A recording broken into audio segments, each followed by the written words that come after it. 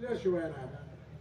मीही आपल्याला सांगितलं, गमक आहे, समजून घ्या, अतिशय व्यवस्थित आहे. अनेक मार्गाचे समाजात लोक आहेत. कोण कोणत्या मार्गाचा अवलंबन करील हे सांगता येत नाही. त्याच्या मागच्या जन्मातल्या सुकृताने, वर्तमान काळातल्या संगतीने त्या मार्गामध्ये तो मनुष्य प्रवृत्त होतो आणि त्या प्रवृत्तीतून तो तिथपर्यंत जाण्याचा प्रयत्न करतो. आणि म्हणून त्याला तोच मार्ग योग्य वाटतो. वाटू द्या, फक्त मार्ग चुकीचा नसावा, अयोग्य नसावा, त्या मार्गामध्ये दोष नसावे, त्या मार्गातले जे मार्ग दाखवणारे ते सुद्धा योग्य असावेत. असा सर्व योग्य समन्वय असेल तर मनुष्याला पोहोचायला वेळ लागणार नाही. आणि म्हणून आपली जी पांडुरंग उपासनेची बैठक आहे ती बैठक एकदम छान आहे.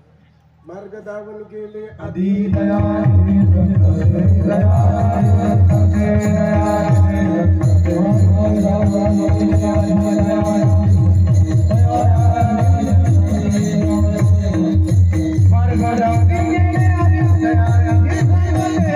एक आहे, जैनाचा देव एक आहे, ख्रिश्चनाचा देव एक आहे, सगळ्याचे देव एक एक आहे, सगळ्याचा देव एकच आहे. काय उत्तर आहे? सगळ्याचा देव एक एक आहे का सगळ्याचा देव एकच आहे? सगळ्याचा देव एकच आहे.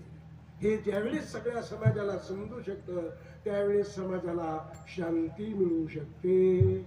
देवावरून भांडण होणार नाही, मंदिरावरून भांडण होणार नाही.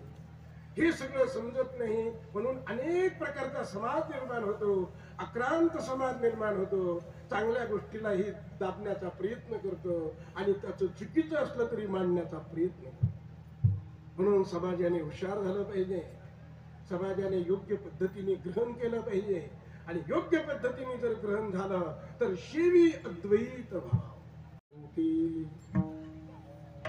जर फल मिळालं नसेल तर समजावा जो वर्माचं ही भक्ती चाललेली.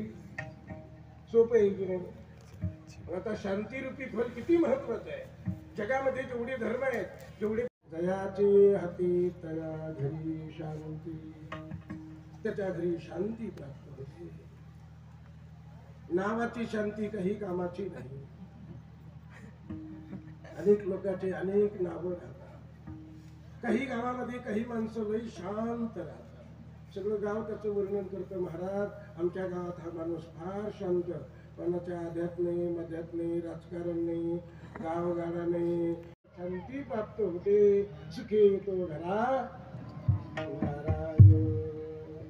घरातले माणसं जर बरोबर नसले, कोणाला भजन आवडत असलं, कोणाला आवडत नसलं, कोणी भजन करून देत नसलं घरात, तर मन घरामध्ये मेळ बसत नाही.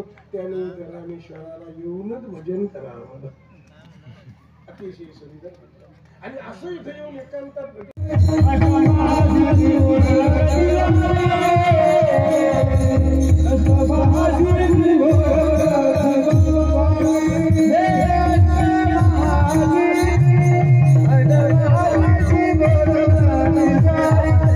I